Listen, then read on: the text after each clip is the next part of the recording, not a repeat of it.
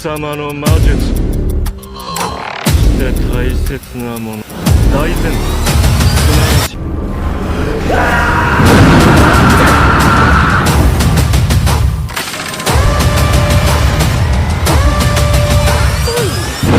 Video start करने से पहले हम लोग स्पेशल थैंक्स देना चाहेंगे मोबाइल क्राइमर को, जिन्होंने हमारे चैनल का मेंबरशिप भी ज्वाइन किया है और साथ ही साथ में हमें सुपर थैंक्स भी दिया है। इसलिए from bottom of our heart we are thanking mobile क्राइमर। चलिए अब वीडियो में आगे बढ़ते हैं। फ्रेंड्स व्हाट्सअप, मैं वंस अगेन लेके आ चुका हूँ एक और नया ऑसम इसेकाई एनिमे आप सभी के लिए। तो मैं चाहता हूँ कि आप लोग इस पे भी बहुत ही ज्यादा एकदम ऑसम रिस्पॉन्स दिखाएं। एनिमे के स्टार्टिंग में हम लोग अपने मेन कैरेक्टर को देखते हैं, जो कि बहुत ही ज्यादा एकदम कमजोर मैजिशियन लग रहा होता है। इसी वजह से जितने भी ताकतवर मैजिशियंस थे वो उसे बहुत ही ज्यादा एकदम तंग कर रहे होते हैं। उनमें से जो सबसे ज्यादा ताकतवर मैजिशियन था, जिसे गॉड ऑफ सॉर्सरर भी कहा जाता है, वो सामने आता है और वो बोलता है कि तुम्हें यहाँ जिंदा रहने का कोई भी हक नहीं है, क्योंकि हो तो तुम एक नॉर्मल से इंसान ही, इसलिए मैं तुम्हें यहाँ खत्म कर देता हूँ। इसी के साथ वो जो गॉड ऑफ सॉर्सरर था वो हमारे एमसी के ऊपर बहुत ही तगड़ा एकदम फ्लेम का अटैक कर देता है। आग में जलते हुए जो हमारा एमसी था वो बोलता है कि मैं तो बस इस दुनिया में किताब पढ़ना चाहता था, मैं किसी को भी परेशान नहीं करना चाहता था, लेकिन लगता है कि ये मेरी जिंदगी अब खत्म हो चुकी है। ऐसा वो इसलिए बोल रहा होता है क्योंकि इस फ्लेम से आज तक कोई भी नहीं बच पाया है। इसी के साथ हमारा एमसी वहीं पे मारा जाता है। थोड़ी देर बाद हर इसेकाई एनिमे के तरह यहाँ पे जो हमारा इसेकाई मेन कैरेक्टर था वो एकदम रीइंकार्नेट हो जाता है दूसरे दुनिया में, और उसकी आंख खुलती है तो उसे पता चलता है कि उसके चारों तरफ मेड्स उसको देख रही होती हैं। थोड़ा बहुत एनालाइज करने के बाद उसे समझ में आ जाता है कि वो किसी किंग के घर में पैदा हुआ है। जैसे ही हमारा मेन कैरेक्टर पैदा होता है तो जितने भी पूरे का पूरा एरिया था उस किंग का, वहाँ पे पर्चे बटने लग जाते हैं और लोग जश्न मनाने लग जाते हैं। 7th प्रिंस का जन्म हो चुका है। इसी से हमें पता चलता है कि जो हमारा मेन कैरेक्टर है वो अब 7th प्रिंस बन चुका है इस दुनिया में। लेकिन इस दुनिया में एक खास बात थी, पिछले दुनिया के मुकाबले यहाँ जो हमारा मेन कैरेक्टर था वो बहुत ही ज्यादा एकदम ताकतवर हो चुका था। वो अपनी उंगलियों से बहुत ही तगड़ा एकदम पैदा होते ही बीम फायर कर देता है, जिसकी वजह से जितनी भी मेट थी वो तो खुश थी, लेकिन साथ ही साथ डर भी गए थे। इसी के साथ कुछ समय बीत जाता है और हमारा जो मेन कैरेक्टर रहता है, जिसका नाम लॉयड होता है, वो बड़ा हो जाता है और हमें वो बहुत ही अजीब तरीके से एकदम अपने महल में छुपता हुआ दिखाई दिया जा रहा होता है। असल में वो अपनी जो मेट्स थी उनसे छुप रहा होता है, क्योंकि सब उसे बहुत ही ज्यादा एकदम क्यूट मानती हैं। छुपते छुपाते वो भाग ही रहा होता है कि अचानक से वो अपने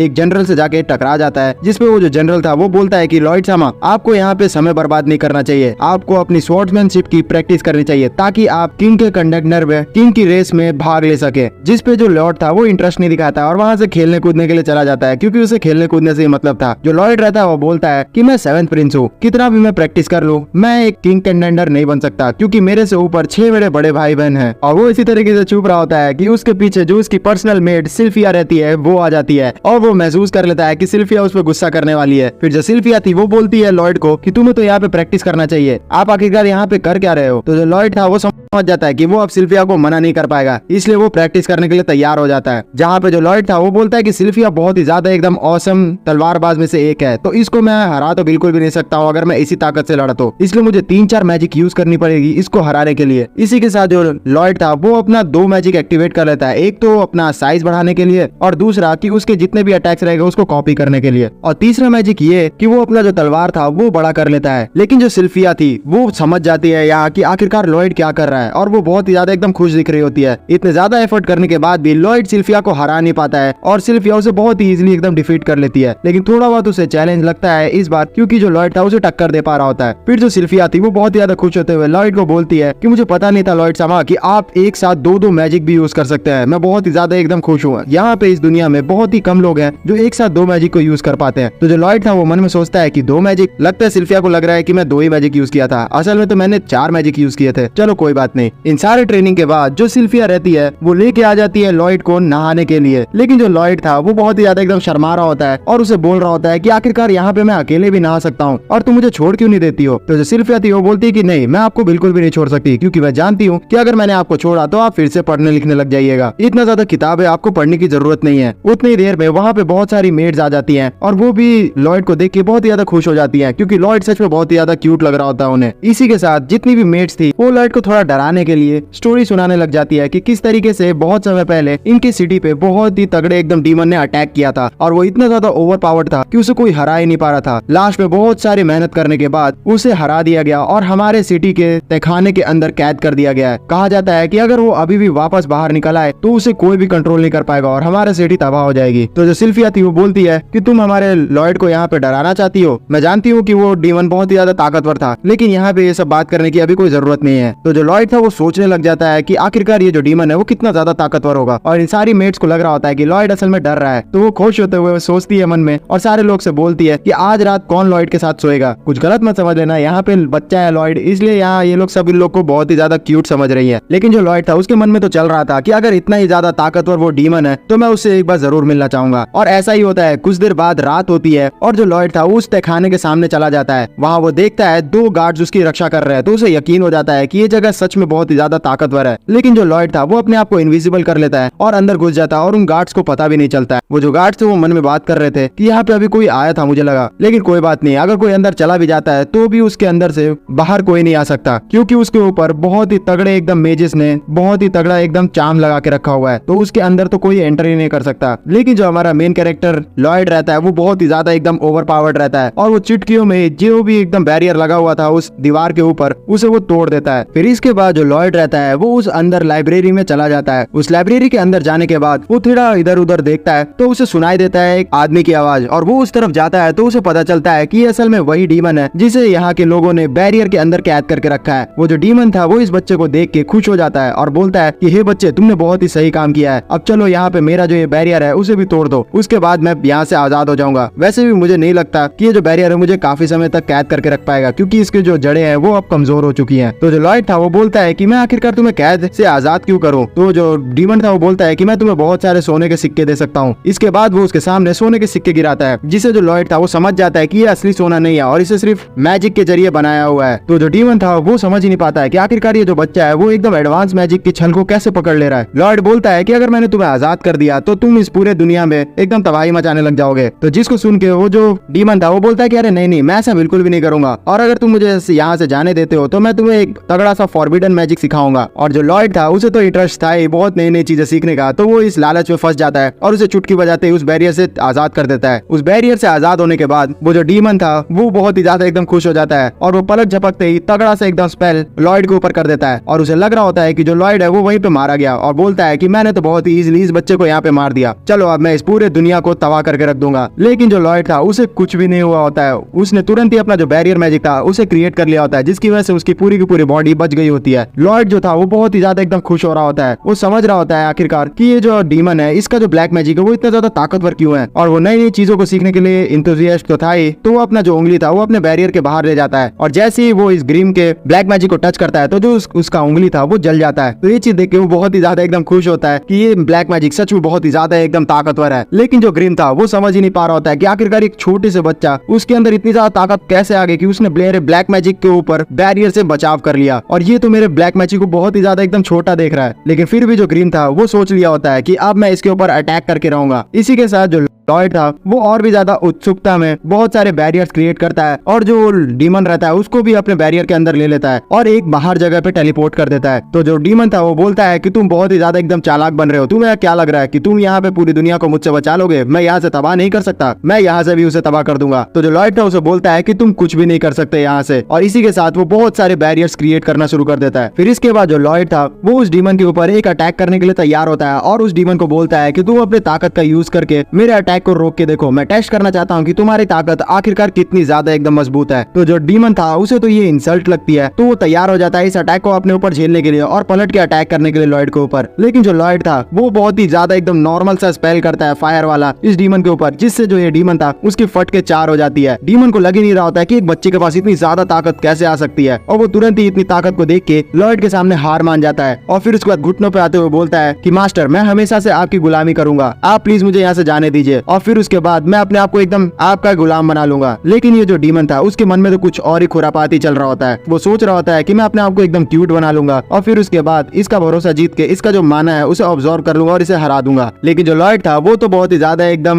मासूम सा था, तो उसे लग रहा होता है कि ये सच में मान चुका है उसकी बात, इसलिए वो उसको अपना गुलाम बनाने के लिए तैयार हो जाता है, और फिर उसके बाद ऑफर करता है कि चलो आओ तुम मेरे इस चोगे के अंदर छुप जाओ। तो जो डीमन था वो अपने आप को एकदम क्यूट सा जानवर में एकदम तब्दील कर लेता है, और फिर तैयार हो जाता है लॉयड के चौके के अंदर जाने के लिए। फिर वो जो डीमन रहता है वो अंदर आ जाता है लॉयड के और फिर सोच रहा होता है कि मैं जल्दी इसका जो सारा माना था उसे ऑब्जर्व कर लूंगा, लेकिन जैसे ही वो लॉयड से टच होता है तो वो एकदम दूसरी दुनिया में टेलीपोर्ट हो जाता है और उसे फील होता है कि ये जो लॉयड है उसका जो माना है वो बहुत ही ज्यादा एकदम डेंस है और अगर उसने उसका माना चुराने की कोशिश की तो वो वहीं पे मारा जाएगा। ये आदमी सच में इंसान है भी क्या नहीं, और वो बहुत ही ज्यादा डरा हुआ लग रहा होता है। तो जो लॉयड था उससे पूछता है कि क्या हुआ, तुम्हें कुछ हो गया है क्या? तो जो डीमन था वो बोलता है कि अरे नहीं नहीं ऐसा कुछ नहीं है, मैं तो बस ये बोल रहा था कि मैं हमेशा आपका गुलाम बन के रहूंगा और मैं आपसे एक सवाल पूछ सकता हूँ क्या? तो लॉयड बोलता है कि पूछो। तो जो डीमन था वो बोलता है कि आप इतने ज्यादा ताकतवर कैसे हैं और मैं इतना ज्यादा कमजोर क्यों? तो लॉयड बोलता है कि तुमने क्रॉनिक मीडिया को सब्सक्राइब करके नहीं रखा है इसलिए तुम इतने ज्यादा कमजोर हो। तो तुम लोग भी अगर मजबूत होना चाहते हो गाइस तो फिर हमारे चैनल को सब्सक्राइब जरूर कर लीजिएगा। और इसी के साथ ये जो दोनों थे उन्होंने अपना एकदम टेमिंग जो था उसे कंप्लीट कर लिया होता है। इसी के साथ सीन शिफ्ट हो जाता है और हम लोग देखते हैं लॉयड को अपने कमरे में पढ़ाई करते हुए। उतनी देर में वहाँ पे एक आदमी आने के लिए तैयार हो रहा होता है जिसको जो ग्रिम था वो नोटिस कर लेता है और वो लॉयड को बोलता है कि कोई ना कोई तुम्हारे कमरे के पास आ रहा है। तो जो लॉयड था वो ग्रिम को छुपने के लिए बोलता है। उतनी देर में वो जो आदमी था वो लॉयड के कमरे में आ जाता है और हमें पता चलता है कि और कोई नहीं लॉयड का बड़ा भाई और सेकंड प्रिंस है एल्बर्ट। वो जो एल्बर्ट था वो बहुत ही ज्यादा एकदम अच्छी तरीके से लॉयड से बात किया करता है और उसको पढ़ाई में सपोर्ट भी किया करता है। इसी वजह से जो लॉयड था वो उसको बहुत ही ज्यादा एकदम अच्छा मानता है। ये जो सेकंड प्रिंस है वो बहुत ही ज्यादा एकदम ताकतवर है और बहुत सारे जो लोग हैं वो उसे पसंद भी किया करते हैं। इसलिए लॉयड को लगता है कि ये जो एल्बर्ट है वही जाके किंग बनेगा और मैं बिल्कुल भी ट्राई वैसे भी करना नहीं चाहता हूँ। फिर हमें ट्रेनिंग दिखाया जा रहा होता है एल्बर्ट का, जहाँ पे वो बहुत ही ज्यादा एकदम अच्छी तरीके से अपने अटैक को कर रहा होता है और जो सारे जितने भी लोग थे उसके पीछे वो उसको एकदम अच्छी तरीके से मोटिवेट कर रहे होते हैं और तारीफ भी कर रहे होते हैं। फिर उसके बाद जो एल्बर्ट था वो लॉयड को मौका देता है कि वो जाके यहाँ अपने आप को ट्रेनिंग कर सकता है। तो जो लॉयड था वो वहाँ पहुंच जाता है ग्रिम के साथ और फिर उसके बाद अपने जो ताकत का नमूना था वो देने के लिए तैयार हो जाता है। जो ग्रिम था वो पूछता है लॉयड से कि आखिरकार तुम यहाँ पे क्या करने वाले हो? तो जो लॉयड था उसे बताता है कि देखना तुम देखते रहो, यहाँ मैं अपने मैजिक को बहुत ही ज्यादा औसम तरीके से कंट्रोल करूंगा। और ये चीज बोलने के बाद वो बहुत ही छोटा सा एकदम फायर बॉल क्रिएट करता है और अपने मैजिक को बूमरैंग की तरह इधर से उधर एकदम घुमाना शुरू कर देता है। जो उसका फायर बॉल था वो एक एक करके सारे जितने भी अटैक्स थे उन सभी को छेदने लग जाता है। लेकिन जो एल्बर्ट का गार्ड था वो इस चीज को देख के खुश नहीं होता है और बोलता है कि हाँ वैसे भी तुम्हारी जो ताकत है वो बहुत ही ज्यादा एकदम कम है, तुमने तो एक भी अटैक को डैमेज नहीं किया है। लेकिन जो एल्बर्ट था वो समझ चुका होता है कि यहाँ जो लॉयड है उसने बहुत ही ज्यादा एकदम बड़ा मैजिक यूज किया है, क्योंकि अपने मैजिक को इतने अच्छे तरीके से कंट्रोल कर पाना कोई आम बात नहीं है। इसलिए वो जो लॉयड रहता है उसको बोलता है कि लॉयड तुम अगर यहाँ पे ट्रेनिंग करना चाहते हो तो तुम कर सकते हो। और लॉयड को ट्रेनिंग करने की इजाजत देके वो यहाँ से सारे लोगों को लेके चला जाता है। इसके बाद जो लॉयड रहता है वो अपने आप को अकेला पाके इस जगह पे बहुत ही ज्यादा एकदम खुश हो जाता है और वो ग्रिम को बोलता है कि अब मैं यहाँ बहुत सारे अलग अलग जो मैजिक है उसको ट्राई करने वाला हूँ। तो जो ग्रिम था वो बोलता है कि तुम किस तरीके के मैजिक ट्राई करोगे? तो लॉयड उसे बोलता है कि अब मैं यहाँ डुअल एन्चेंटमेंट यूज करूंगा तुम्हारा यूज करते हुए। ग्रिम को समझ ही नहीं आता है तो जो लॉयड था उसे बोलता है कि तुम यहाँ पे आओ और फिर उसके बाद ग्रिम को ऑब्जर्व कर लेता है अपने हाथ के अंदर। जो ग्रिम रहता है उसे समझ ही नहीं आता है कि आखिरकार यहाँ पे लॉयड ने अपने हाथ के अंदर उसे ऑब्जर्व कैसे कर लिया और वो बहुत ज्यादा एकदम पैनिक कर जाता है। जिसमें जो लॉयड था वो बोलता है कि तुम डरो मत, यहाँ पे मैं अपने अंदर तुम्हें ऑब्जर्व करने के बाद तुम्हारी शक्तियों को यूज करके डुअल एन्चेंटमेंट मैजिक करना चाह रहा हूँ। बात दरअसल ऐसी है कि मैं एक साथ 100 मैजिक कर सकता हूँ, लेकिन साथ ही साथ मैं एक नया टाइप का मैजिक भी सीखना चाहता हूँ। ग्रिम जैसे ही सुनता है कि वो लॉयड जो है वो 100 मैजिक एक साथ कर सकता है तो उसे अपने आंखों पे विश्वास ही नहीं होता है और वो बोलता है कि तुम पागल तो नहीं हो, यहाँ पे मैं सिर्फ 2 ही मैजिक एक साथ कर सकता हूँ, उसमें भी मेरे को बहुत ही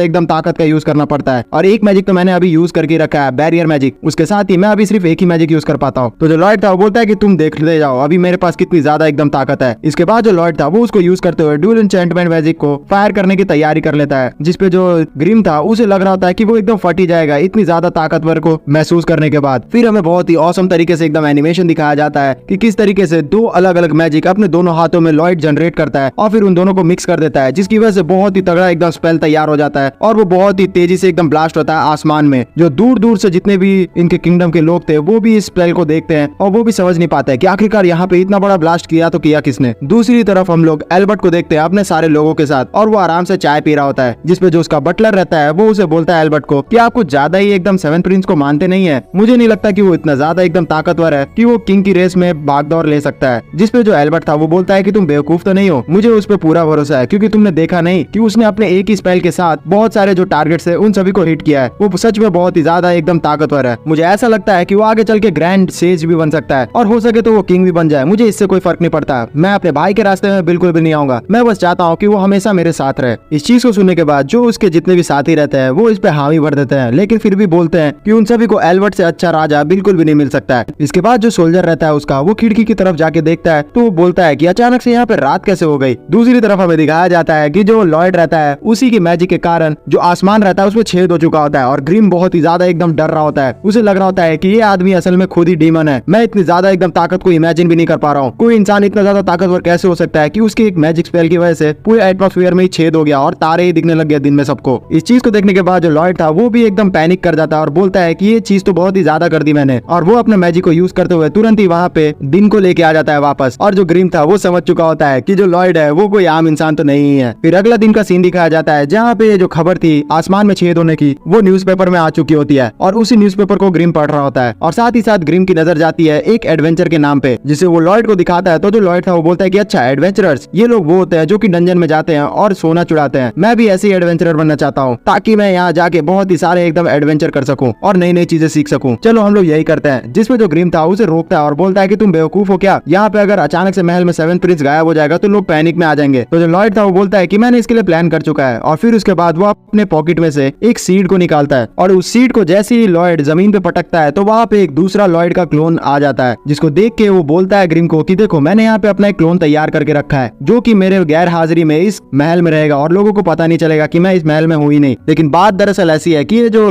क्लोन है उसके अंदर दिमाग बिल्कुल भी नहीं है और मुझे डर लगता है असल में सिल्फिया से, क्योंकि वो बहुत ही ज्यादा मुझे नोटिस करती है। उसे छोटी छोटी चीजें भी मेरी नोटिस हो जाती है। बात है दरअसल ऐसी है कि कुछ समय पहले मैं अपना किताबें पढ़ रहा था और किताबें पढ़ते पढ़ते मैं एंजॉय कर रहा था। उतनी देर में सिल्फिया वहाँ पे आती है और वो मुझे बताती है कि लॉयड सामा आपका बाल मुझे थोड़ा सा बड़ा हुआ लग रहा है। जिसपे लॉयड बोलता है कि नहीं नहीं उतना ही तो कहाँ बड़ा हुआ है, थोड़ा सा ही तो है। जिसपे जो सिल्फिया थी वो बोलती है कि नहीं आपका 0.5 मिलीमीटर बाल बढ़ चुका है। इतनी ज्यादा एकदम नोटिस करती है सिल्फिया उसको, इसलिए उसे सिल्फिया से ही डर लग रहा होता है। जिसके लिए भी जो लॉयड था उसने एक प्लान खोज लिया होता है। फिर कुछ देर बाद हम लोग देखते हैं कि जो लॉयड था वो निकल चुका होता है अपने एडवेंचरर की जर्नी को कंटिन्यू करने के लिए और हमें उसके हाथ में ग्रिम दिखाया जाता है। जो लॉयड रहता है उसने ऐसा किया होता है कि जो उसका दूसरा क्लोन वाला बॉडी था उसे ग्रिम का कंट्रोल दे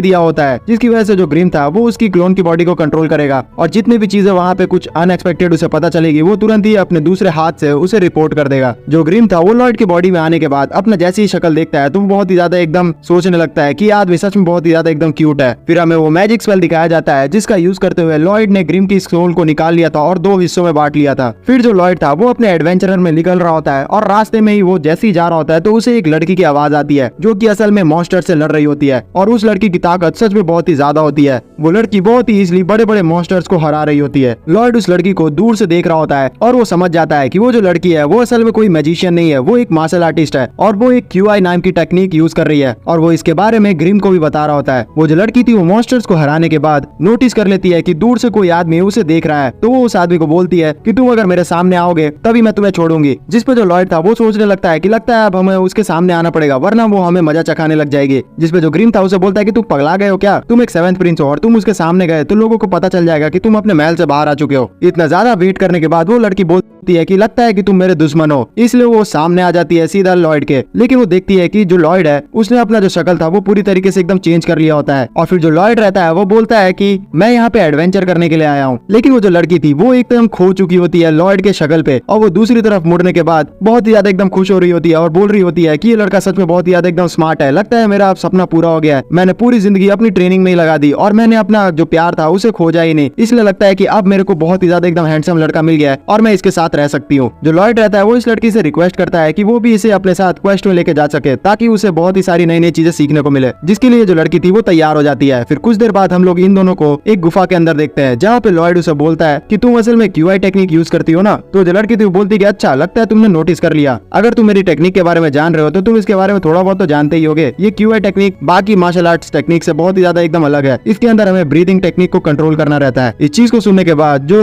लॉयड रहता है वो इसको प्रैक्टिस भी करने लग जाता है और थोड़ा थोड़ा एकदम मास्टर भी करने लगता है। दूसरी तरफ हमें ग्रिम दिखाया जाता है जो कि असल में लॉयड की बॉडी में बहुत ही ज्यादा एकदम खाने को एंजॉय कर रहा होता है और महल की लाइफ को एंजॉय कर रहा होता है। वो बोल रहा होता है कि ये जो लॉयड है सच में बहुत ही बड़ा बेवकूफ है, उसे इतनी अच्छी जिंदगी मिली हुई है फिर भी वो अपना नया नया तरह तरह तरीके का जो स्ट्रेस होता है वो लेते रहता है। मेरे पास अगर इतनी ज्यादा अच्छी जिंदगी रहती तो मैं तो इस जिंदगी को कभी छोड़ता ही नहीं। ये सारी चीजें वो सोच ही रहा होता है कि उतनी देर में उसके पीछे सिल्फिया आ जाती है। तो जो ग्रिम रहता है वो डरने लग जाता है सिल्फिया की प्रेजेंस से, क्योंकि उसे लग रहा था कि सिल्फिया उसे पकड़ न ले। फिर दोबारा से हम लोग लॉयड और उस लड़की को देखते हैं जो कि असल में पूरा का पूरा जो डंजन थे उसे क्लियर कर चुके होते हैं और जो वो लड़की थी वो लेके चली जाती है लॉयड को सामने जो फाइनल बॉस का जो चेस्ट रहता है उसके सामने, और वहाँ पे वो बोलती है कि देखो अगर हम लोग इस चेस्ट को ले लेते हैं तो हमें बहुत ही अच्छे अच्छे प्राइज मिलेंगे और इसके बाद हम ये डंजन क्लियर कर लेंगे। मैं जाती हूँ इस चेस्ट को खोलती हूँ और फिर अपने बॉस को भी बताऊंगी कि मैंने बहुत ही इजीली यहाँ पे इस चीज को क्लियर कर लिया है। फिर जैसे ही वो इस चेस्ट को खोलने जा रही होती है तो जो लॉयड था उसे महसूस होता है कि कुछ तो गड़बड़ है और एक जो अटैक था वो इन दोनों के ऊपर हो जाता है। लेकिन समय रहते ही जो लॉयड था वो उस लड़की को लेके बचा लेता है। वो जो अटैक था वो बहुत ही ज्यादा एकदम ताकतवर था, वो लिटरली पूरे के पूरे पहाड़ को एकदम काट चुका होता है। जो टाओ रहती है उसे समझ ही नहीं आता है कि आखिरकार यहाँ पे हुआ क्या, और ये जो लॉयड है उसने इतनी ज्यादा क्विक थिंकिंग के साथ उसे कैसे बचाया। फिर हमें दिखाया जाता है कि उस चेस्ट में से एक फाइनल बॉस का भी बॉस निकलता है जिसे असल में लीच कहा जाता है। और वो बोलता है कि मैंने सच में सोचा नहीं था कि यहाँ पे कोई मेरे अटैक को यहाँ प्रिडिक्ट कर लेगा। तो जो लॉयड रहता है वो इस लीच को देख के बहुत ही ज्यादा एकदम खुश हो जाता है। फिर जो लॉयड रहता है वो ताओ से पूछता है कि आखिरकार ये जो लीच मॉन्स्टर है वो कौन होते हैं। तो जो ताओ थी वो बोलती है कि तुम्हें कोई भी जानने की जरूरत नहीं है। और ये चीज बोलने के बाद वो एक तगड़ा सा जो अटैक था वो लॉयड के ऊपर कर देती है, जिसकी वजह से जो लॉयड था वो बहुत ही ज्यादा एकदम दूर फेंकाता है। ताओ ने ऐसा अटैक लॉयड के ऊपर इसलिए किया था ताकि वो इतनी ज्यादा मुसीबत को अपने ऊपर ले सके और लॉयड की जिंदगी को बचा सके। लेकिन जो लॉयड था वो तो एकदम यहाँ लड़ना चाहता था, इसलिए वो इस चीज को देख के बहुत ही ज्यादा एकदम उदास हो जाता है। जो ताओ थी वो बोलती है कि अगर यहाँ पे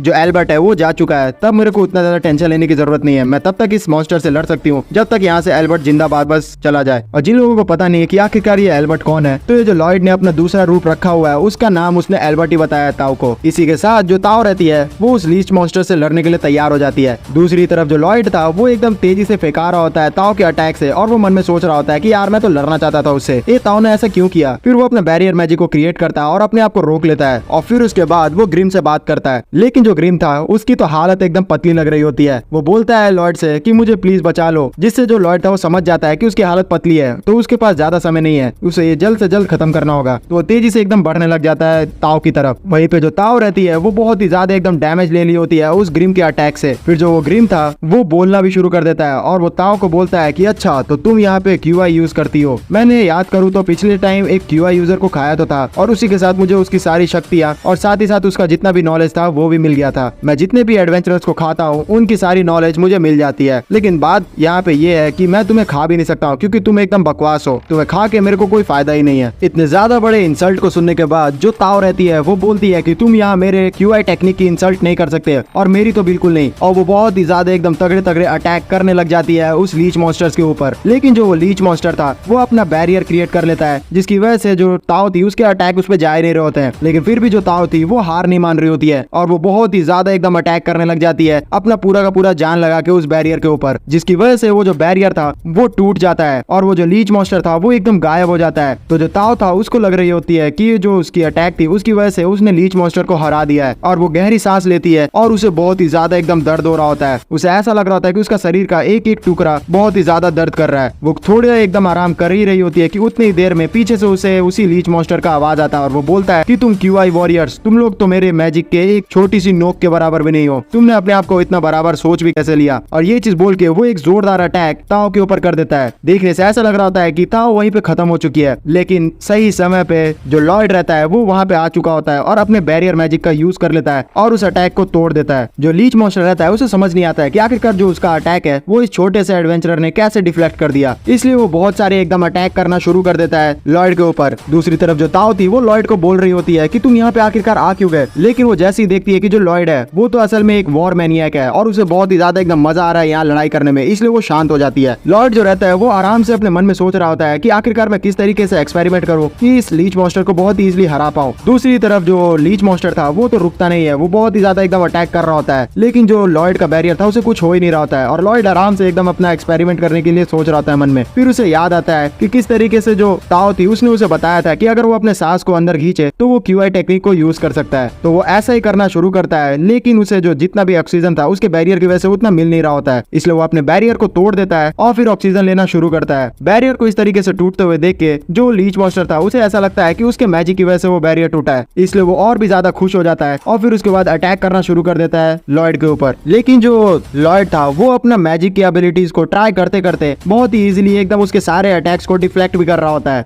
जिसकी वजह से वो जो लीच मॉन्स्टर था वो बहुत ही ज्यादा एकदम गुस्सा करने लग जाता है। लेकिन दूसरी तरफ जो लॉयड था वो तो अपने लगातार प्रैक्टिस किया हुआ होता है और ट्राई कर रहा होता है कि किसी तरीके से वो QI को अपने मैजिक के साथ कंबाइन करते हुए एक नया टेक्निक को इजाद कर दे, और कुछ देर बाद वो इसको करने में सफल हो जाता है और फिर वो एक छोटा सा अटैक तैयार करता है उससे, और उस अटैक को यूज करते हुए सारे के सारे जो उस लीच मॉन्स्टर के अटैक थे उसे डिफ्लेक्ट कर देता है, जिसे देख के ताओ और वो लीच मॉन्स्टर बहुत ही ज्यादा एकदम शॉक्ड हो जाते हैं। फिर उसके साथ वो लगातार एकदम अटैक करना शुरू करता है उस लीच मॉन्स्टर के ऊपर, और वो जो लीच मॉन्स्टर था वो अपने अटैक कर रहा होता है, लेकिन देख रहा होता है कि ये आदमी आखिरकार है कौन, ये समय के साथ और भी ज्यादा एकदम ताकतवर होते जा रहा है। इसका नेक्स्ट अटैक और भी ज्यादा एकदम ताकतवर है। दूसरी तरफ जो लॉयड था वो तो एकदम बहुत ही ज्यादा खुश हो रहा होता है इतनी ज्यादा एकदम ताकत को यूज करके हुए, और वो बहुत ही ज्यादा एकदम वॉर मैनियक की तरह स्माइल कर रहा होता है। फिर लास्ट में लॉयड एक तगड़ा सा एकदम ताकत को यूज करता है और बहुत ही बड़ा एकदम स्पेल तैयार करता है और उसे तेजी से उस लीच मॉन्स्टर की तरफ फेंक देता है, जिसके साथ ही जो लीच मॉन्स्टर था उसका बैरियर और पीछे की जो दीवार वो साथ ही में कट जाते हैं और वहीं पे वो जो लीच मॉन्स्टर था वो खत्म हो जाता है। इसके बाद जो ताओ और ये लॉयड थे वो चले जाते हैं उस सारे जो डंजन थे उसके क्रेट के पास, और वहां पे जाने के बाद उसे ओपन करते हैं तो उसमें से उन्हें एक बहुत ही पुराना एकदम डैगर मिलता है, जिसको देखने के बाद जो लॉयड था वो बोलता है ताओ से कि क्या मैं इसे रख सकता हूँ, जिसके लिए जो ताओ थी वो मान जाती है। और फिर उसके बाद ये लोग डंजन से बाहर आ जाते हैं, जहाँ पे जो ताओ थी वो पूछती है लॉयड से असल में कि तुम बहुत ही ज्यादा एकदम ताकतवर सॉर्सरर हो, तो तुमने यहाँ पे क्यूआई को यूज करने का क्यों सोचा, क्या तुम मुझे इम्प्रेस करना चाहते थे। जिस पे जो लॉयड था वो बोलता है कि अरे नहीं ऐसी कोई बात नहीं है, मुझे बस यहाँ पे जो क्यूआई टेक्निक थी वो थोड़ी एकदम अजीब सी लगी, इसलिए मैं उसे ट्राई करना चाहता था। जिस चीज को सुनकर जो ताओ थी उसका तो दिल ही टूट जाता है। अचानक से फिर जो लॉयड था उसे याद आता है कि जो ग्रिम है उसकी हालत खराब है उसके घर में, इसलिए उसे तुरंत ही यहाँ से जाना पड़ेगा, और वो टाटा बाय बाय करके ताओ को वो तुरंत ही निकल जाता है अपने कैसल की तरफ। जैसे ही वो कैसल में पहुंचता है तो वो देखता है कि जो उसका शरीर है जिसके अंदर ग्रिम ने कंट्रोल करके रखा था उसकी हालत एकदम पस्त हो चुकी होती है, और ग्रिम उसे बोल रहा था कि प्लीज उसे बचा ले। फिर वो स्टोरी दिखाता है कि आखिरकार ऐसा हालत उसका कैसे हुआ था। बात दरअसल ऐसी थी कि जो ग्रिम था वो सोफिया के साथ ट्रेनिंग कर रहा होता है, और जो सोफिया थी वो बहुत ज्यादा एकदम गुस्सा कर रही होती है ग्रिम के ऊपर, क्योंकि आमतौर पर जो लॉयड था वो बहुत ज्यादा ताकतवर लगता था लेकिन आज वो बहुत ज्यादा कमजोर लग रहा था। इसी वजह से वो उसे बहुत ही ज्यादा एकदम पीटती है और सजा भी देती है। जो ग्रिम रहता है वो बहुत ही ज्यादा एकदम रोते रोते अपनी सारी स्टोरी बता रहा होता है लॉयड को, और वो बोलता है कि मैंने सोचा था कि मैं सच में बहुत ही बड़ा एकदम ताकतवर डीमन हूँ, लेकिन वो जो लड़की है सोफिया वो तो मेरे से भी बड़ी डीमन है। इस तरीके से रोते हुए देख के ग्रिम को जो लॉयड था उसे शांत करवाता है। फिर उसके बाद जो लॉयड था वो अपने साथ जो एक खंजर लेके आया था डंजन के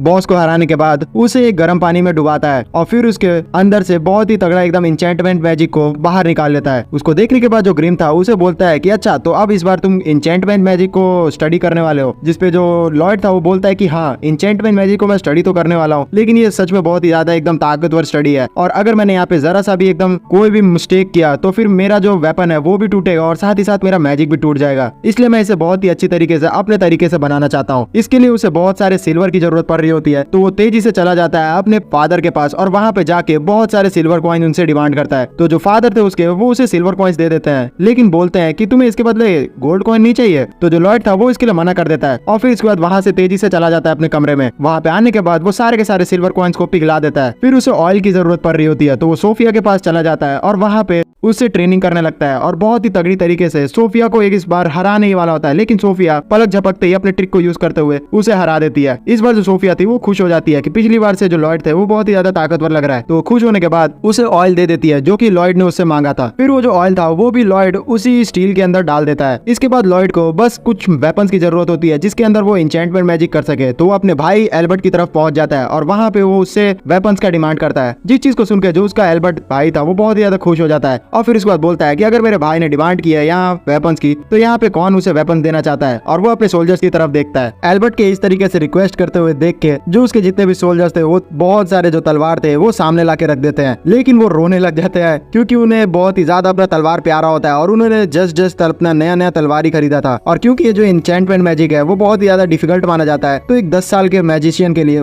इंचेंटमेंट मैजिक करना तो बिल्कुल भी आम बात नहीं होगी, तो जो उनका तलवार था वो उन्हें भूलना ही होगा। फिर वो जो लॉयड था वो सारे के सारे तलवार को लेके चला जाता है और उनमें इंचेंटमेंट मैजिक करना शुरू करता है। तो जो ग्रिम था वो भी इस चीज को नोटिस कर रहा होता है और वो बहुत ही ज्यादा शॉक्ड हो जाता है क्योंकि जो लॉयड था वो एक इंचेंटमेंट मैजिक नहीं कर रहा होता है, इंचेंटमेंट मैजिक के ऊपर इंचेंटमेंट मैजिक करे जा रहा होता है और बहुत ही सारे एकदम इंचेंटमेंट मैजिक एक तलवार के ऊपर कर रहा होता है, जिसकी वजह से वो जो तलवार था वो उस चीज को झेल ही नहीं पाता है और बहुत सारे तलवार टूटना शुरू हो जाते हैं, जिस पे जो ग्रिम था चीयर करने लग जाता है लॉयड को ताकि वो इस चीज में सक्सेस हासिल कर सके। तो बहुत सारे जो तलवार थे वो टूट तो जाते हैं, लेकिन साथ ही साथ बहुत सारे तलवार इंचेंट भी हो जाते हैं। इसी के साथ अगले दिन जो लॉयड रहता है वो सारे के सारे तलवार लेके पहुंच जाता है एल्बर्ट के सामने और वहां पे आके बोलता है कि 120 तलवार में से 85 को मैं इंचेंट कर पाया और बाकी सारे टूट गए। जिस चीज को सुन के जो एल्बर्ट रहता है वो बहुत ही ज्यादा एकदम शॉक्ड हो जाता है और वो बोलता है कि बहुत ही ज्यादा एकदम लेजेंडरी इंचेंटर जो होते हैं उनकी भी सक्सेस रेट 10% ही होता है, तो यहाँ पे लॉयड को मैं बहुत ही ज्यादा कम आंक रहा हूँ, ये सच में बहुत ही ज्यादा टैलेंटेड है। लेकिन जो एल्बर्ट के साथ ही रहते हैं सोल्जर्स वो बोलते हैं कि ये तो यहाँ पे फेक रहा है, असल में इतना ज्यादा ताकतवर कोई इंचेंटर हो ही नहीं सकता है, लेकिन फिर भी हमें यहाँ पे इसकी तारीफ करनी होगी वरना ये उदास हो जाएगा। और ये चीज बोलने के बाद जो उनका हेड गार्ड रहता है वो अपना एक तलवार सीधा मयान के अंदर डालता है, लेकिन उसकी मयान इतनी ज्यादा एकदम शार्प हो चुकी होती है कि जो उसका म्यान था वही कट जाता है उसके तलवार की धार से। और ये चीज देख के वो बहुत ही ज्यादा एकदम शॉक्ड होता है। फिर जो एल्बर्ट था वो अपनी तलवार को चेक करता है तो उसकी इंचेंटमेंट देख के वो भी शॉक्ड हो जाता है और बोलता है कि ये सच में बहुत ही ज्यादा एकदम ताकतवर फील करा रहा है मुझे। फिर जो लॉयड था वो एल्बर्ट से रिक्वेस्ट करता है कि क्या वो उसे तलवारबाजी करते हुए देख सकता है अपने इंचेंटेड तलवार के साथ, जिसपे जो एल्बर्ट था वो तैयार हो जाता है और बोलता है कि पिताजी ने उसे अभी एक्सपेडिशन करने के लिए बोला है, तो तू अगर तू चाहता है तो तू मेरे साथ चल सकता है। जिसपे जो लॉयड था वो तैयार हो जाता है। सीन शिफ्ट हो जाता है और हम लोग देखते हैं लॉयड को जाते हुए एल्बर्ट के साथ एक्सपेडिशन में, और वो बहुत ही ज्यादा एकदम खुश लग रहा होता है। इतना ज्यादा खुश देख के लॉयड को सिल्फिया बोलती है कि आखिरकार तू इतने ज्यादा एकदम खुश क्यों हो। तो जो लॉयड था वो बोलता है कि मैं आमतौर पर घर से बहुत ही कम निकलता हूँ और लोग मुझे निकलने भी नहीं देते ना, इसलिए मैं जब भी निकलता हूँ तो मैं बहुत ही ज्यादा एकदम खुश होता हूँ। फिर जो एल्बर्ट रहता है वो सिल्फिया को बोलता है कि तुम आमतौर पर बिल्कुल भी एकदम लॉयड को छोड़ती नहीं हो और इस बार भी तुम उसके साथ चलने के लिए तैयार हो गई हो। जिसपे जो सिल्फिया थी वो बोलती है कि हाँ, मुझे आमतौर पर बहुत ही ज्यादा एकदम टेंशन होती रहती है लॉयड की, इसलिए मैं उसे अकेले नहीं छोड़ सकती। जिसपे जो एल्बर्ट था वो बोलता है कि अच्छा, बस इतनी सी बात है या फिर कुछ और बात है। जिसपे जो सिल्फिया थी वो अपना तलवार निकालने लग जाती है, जिससे जो एल्बर्ट था वो डर जाता है। लेकिन बात दरअसल ऐसी होती है कि इनके ऊपर किसी मॉन्स्टर्स ने अटैक कर दिया होता है, इसलिए सिल्फिया ये तलवार के लिए तैयार हो जाती है अटैक करने के लिए। लेकिन जो ग्रिम रहता है वो अपने पॉकेट से निकलता है लॉयड के और उसे लॉयड को बोलता है मुझे पता है कि तुमने पहले ही सेंस कर लिया था इन सारे मॉन्स्टर्स को। तो जो लॉयड था वो बोलता है कि हाँ, मेरी जो क्यू टेक्निक है उसका यूज करते हुए मैं बहुत ही अच्छी तरीके से अपने चारों तरफ जितने भी लोग हैं उन सभी को सेंस कर सकता हूँ। लेकिन मैं अभी यहाँ पे बहुत ही तगड़ा अपने इंचेंटेड तलवार का ताकत देखने के लिए आया हूँ, तो मैं यहाँ पे बिल्कुल भी इंटरफेयर नहीं करूंगा। तो जितने भी सोल्जर्स रहते हैं वो अपने ताकत का यूज करते हुए उन सारे मॉन्स्टर्स को हराने लग जाते हैं और उनकी जो तलवार थी वो बहुत ही ज्यादा एकदम ताकतवर हो गई थी। वो पलक झपकते ही सारे मॉन्स्टर्स को दो हिस्सों में काटे जा रही होती है। जिस चीज को देख के जो एल्बर्ट था वो बोलता है कि मेरा जो भाई है सच में बहुत ही ज्यादा एकदम टैलेंटेड है, उसने बहुत ही पलक झपकते इतने सक्सेस रेट के साथ बहुत ही औसम एकदम इंचेंटेड तलवार को तैयार कर दिया है। जिससे जो सिल्फिया थी वो भी हामी भरती है और बोलती है कि हाँ, हमारे जो लॉर्ड है वो बहुत ही ज्यादा एकदम ताकतवर है। उतनी ही देर में इनके ऊपर एक जो मॉन्स्टर था वो एकदम अटैक करने के लिए आ जाता है। तो जो सिल्फिया थी उस पर अटैक करने के लिए तैयार हो जाती है, लेकिन उतनी ही देर में वहाँ पे टाओ आ जाती है और टाओ एक जोरदार लात देते हुए उस मॉन्स्टर को दूर कर देती है। टाओ को यहाँ पे देख के जो लॉयड था वो डर जाता है और उसके नाम से बुला लेता है, जिससे जो टाओ थी वो उसके पास आ जाती है और वो बोलती है कि हे, तुम मेरा नाम कैसे जानते हो, और अगर मैं गलत नहीं हूँ तो तुमने अभी यहाँ पे क्यूआई टेक्निक को यूज किया है और तुम मुझे थोड़े बहुत एकदम एल्बर्ट की तरह ही लग रहे हो। टाओ को इतने ज्यादा एकदम करीब देख के लॉयड के जो सिल्फिया रहती है वो उससे बोलती है कि मास्टर के इतने ज्यादा एकदम करीब तुम बिल्कुल भी मत आओ, जिससे इन दोनों के बीच में एकदम भिड़ंत होनी शुरू हो जाती है। जिस चीज को एल्बर्ट शांत करवाता है और बोलता है कि हे टाओ, तुम अगर चाहो तो हमारे साथ एडवेंचर पे चल सकती हो, जिस चीज के लिए टाओ तैयार हो जाती है। फिर सीन शिफ्ट हो जाता है और हम इन सभी को एक जगह टेंट लगाए हुए देखते हैं। फिर जो एल्बर्ट था वो ताओ को थैंक्स कह रहा होता है उन सभी की हेल्प करने के लिए, जिसपे जो ताओ थी वो उसे देखते हुए थोड़ा बहुत एकदम एल्बर्ट की तरह महसूस कर रही होती है। जिसपे जो एल्बर्ट था वो अपना इंट्रोडक्शन देता है ताओ को और बताता है कि मैं एक किंगडम का सेकंड प्रिंस हूँ। जैसी ताओ सुनती है कि ये एक सेकंड प्रिंस है तो उसे माफी मांगने लग जाती है इतने ज्यादा रूड बिहेवियर के लिए। लेकिन वो मन में सोच रही होती है कि मुझे थोड़ा बहुत एकदम ये एल्बर्ट की तरह क्यों लग रहा है, लेकिन मैंने जिसे सेंस किया था वो तो कुछ और ही था। दूसरी तरफ जो लॉयड रहता है वो बहुत ही ज्यादा एकदम डर चुका होता है, क्योंकि जो क्यूआई टेक्निक उसने यूज की थी उसी की वजह से जो ताओ थी वो उसे सेंस कर पा रही होती है। फिर डर डराते हुए छुपते हुए जो लॉयड रहता है वो अपने टेंट के अंदर चला जाता है ताकि वो थोड़ा सा एकदम रेस्ट कर सके ताओ से छुप के। लेकिन वो जैसे ही अपने टेंट में जाता है उतनी देर में जो टाओ थी वो वहाँ पे आ जाती है और टेंट के अंदर देखती है और उसे देखने को मिलता है कि जो सिल्फिया है वो लॉयड के ऊपर बैठी हुई है। तो वो बोलती है कि यहाँ पे आखिरकार चल क्या रहा है, जिस चीज की वजह से जो सिल्फिया थी वो भी उसी ड्रेस में आधी ही अवस्था में बाहर आ जाती है और जितने भी सैनिक रहते हैं वो इसे देख के एंजॉय करने लग जाते हैं और इन दोनों के बीच में तगड़ी बहस शुरू हो जाती है। इसी मौके का यूज करते हुए जो लॉयड रहता है वो मौका पकड़ते ही वहाँ से निकल लेता है और फिर पहुंच जाता है एल्बर्ट के पास। तो जो एल्बर्ट रहता है वो उसे बोलता है कि तुमको जब से सिल्फिया मिली है तब से सिल्फिया बहुत ही ज्यादा एकदम चेंज हो गई है। फिर कुछ देर बाद हम लोग सिल्फिया और टाओ के झगड़े को खत्म होते हुए देखते हैं और जो टाओ थी वो सिल्फिया को बताती है कि मुझे यहाँ पे असल में काम मिला है उस श्राइन के ऊपर से एक कर्ज को हटाने का। जिस चीज उनको सुन के जो एल्बर्ट रहता है वो बोलता है उसे कि वो जो श्राइन है वो रात के समय अगर तुम वहाँ पे जाओगी तो बहुत ही ज्यादा एकदम खतरा है, इसलिए मैं चाहता हूँ कि तुम्हारे पास क्यूआई टेक्निक की वजह से बहुत ही अच्छी सेंसिंग एबिलिटी है तो तुम हमारे साथ सुबह तक रुक जाओ और सुबह हम लोग तुम्हारी हेल्प कर देंगे उस श्राइन को क्लियर करने में। जिस चीज के लिए टाओ तैयार हो जाती है, लेकिन उतनी ही देर में इन सभी के सामने बहुत ही तगड़ा एकदम जो मॉन्स्टर रहता है वो अटैक कर देता है जितने भी सोल्जर्स रहते हैं वो उस पर अटैक कर रहे होते हैं, तो उस मॉन्स्टर को कुछ हो ही नहीं रहा होता है। इसलिए जो एल्बर्ट रहता है वो अपना तलवार को यूज करता है, जो कि लॉयड ने उसे इंचेंट करके दी थी, और उस तलवार को यूज करते हुए वो एक जोरदार मैजिक स्पेल उस मॉन्स्टर के ऊपर पड़ देता है, जिसकी वजह से वो जो मॉन्स्टर था वो पलक झपकते ही आग लग के भस्म हो जाता है। इतनी ज्यादा ताकत को देख के एल्बर्ट के जितने भी उसके सोल्जर्स थे वो उसे चीयर करने लग जाते हैं, और जो लॉयड था वो बोलता है कि लगता है मेरा एन्चेंटमेंट मैजिक सच में बहुत ही अच्छा काम कर रहा है। लेकिन जो ग्रिम था उसे तो कुछ अजीब बात लग रही होती है उस श्राइन के ऊपर, और वो बोलता है कि यहाँ पे जो मुसीबत है वो खत्म नहीं हुई है। मुझे क्यों तो ऐसा लग रहा है कि बहुत ही तगड़ा एकदम जो कर्स मैजिशियन है वो उसके अंदर एकदम कैद है। ये चीज बोलने की देरी थी कि उतनी देर में वो जो वुल्फ मॉन्स्टर था जिसे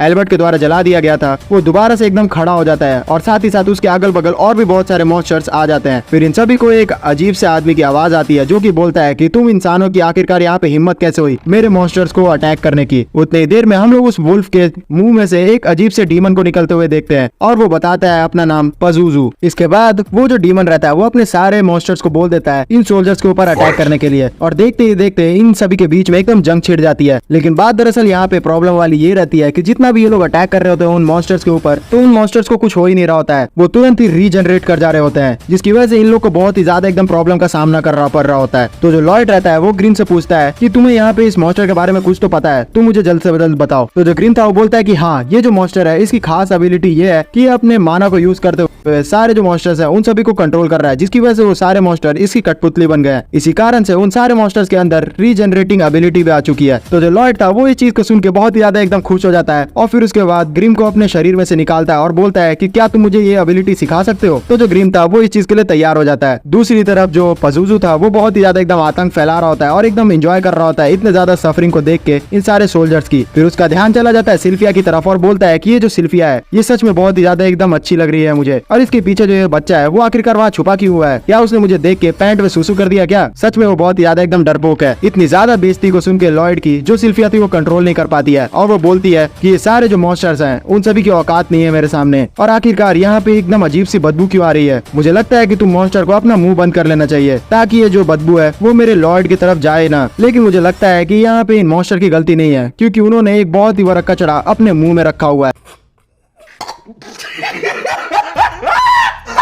इतनी ज्यादा एकदम बेइज्जती को सुन के पजूजू बहुत ही ज्यादा एकदम गुस्सा हो जाता है, और फिर वो बोलता है सिल्फिया को कि तुम्हें पता नहीं है मेरे ताकत का नमूना क्या है, मैं जितना चाहे उतना अपने मॉन्स्टर्स को हील कर सकता हूँ, तो तुम इसे मारते मारते थक जाओगी। लेकिन जो सिल्फिया थी वो बोलती है कि मैंने तुम्हें अभी यहाँ पे अपना मुंह बंद करने के लिए कहा था ना, सच में बहुत ही ज्यादा एकदम बदबू आ रही है। तो जो पजूजू था वो इस बार कंट्रोल नहीं कर पाता है और अपने बेइज्जती का बदला लेने के लिए उस पर अटैक कर देता है। लेकिन पलक झपकते ही जो सिल्फिया थी वो पजूजू के मॉन्स्टर के चारों पैर काट देती है। इतनी ज्यादा एकदम अजीब सी शक्ति को देख के जो पजूजू था वो भी समझ नहीं पाता है, और फिर उसके बाद अपने आप को हील करना शुरू कर देता है, जिसकी वजह से जितने भी मॉन्स्टर्स बाकी सोल्जर से लड़ रहे थे वो अपनी हीलिंग एबिलिटी खो देते हैं। तो जो एल्बर्ट था वो समझ जाता है कि जब भी पजूजू अपने आप को हील करेगा तो बाकी जितने भी मॉन्स्टर्स हैं वो लोग अपने आप को हील नहीं कर पाएंगे, इसलिए हमारे पास मौका रहेगा जब सिल्फिया उससे लड़ेगी तब। इसी के साथ इन दोनों के बीच में बहुत ही तगड़ी एकदम फाइट होनी शुरू हो जाती है, और देखते ही देखते जो पजूजू था वो इन लोगों के बीच में आके गिर जाता है, और सिल्फिया उससे बहुत ही ज्यादा एकदम तगड़ा अटैक कर रही होती है। फिर लास्टली वो लॉयड का एन्चेंट किया हुआ तलवार भी उठा लेती है, और बहुत ही ज्यादा एकदम खुश हो रही होती है कि ये उसके मास्टर ने टेम किया है और वो बहुत ही ज्यादा एकदम ताकतवर होगा। पजूजू देखता है कि ये जो सिल्फिया है वो बहुत ही ज्यादा एकदम दीवानी है उस लॉयड के पीछे, तो वो बोलती है कि आखिरकार उस बच्चे में ऐसा है क्या, लगता है कि उसके शरीर के टोटे टोटे करने के बाद मैं समझ पाऊंगा, और वो तेजी से एकदम चला जाता है लॉयड के पास। लेकिन ऐसा असल में होता नहीं है, ये तो पजूजू का थोड़ा चाल होता है। वो मौका देखते ही बहुत ही ज्यादा एकदम कंफ्यूज करता है सिल्फिया को और उसको अपने मुंह में बंद कर लेता है। लेकिन जो सिल्फिया थी वो अपने तलवार का यूज करते हुए उसके मुंह को काट देती है, और उसका जो बीस्ट था उसको पूरी तरीके से खत्म कर देती है, और उसको उस बीस्ट के मुंह से बाहर निकाल लेती है, और उस पे एक फाइनल ब्लो अटैक करने ही वाली होती है। देखने से ऐसा लग रहा होता है कि ये जो बीस्ट है उसका यहीं पे काम खत्म होने वाला है।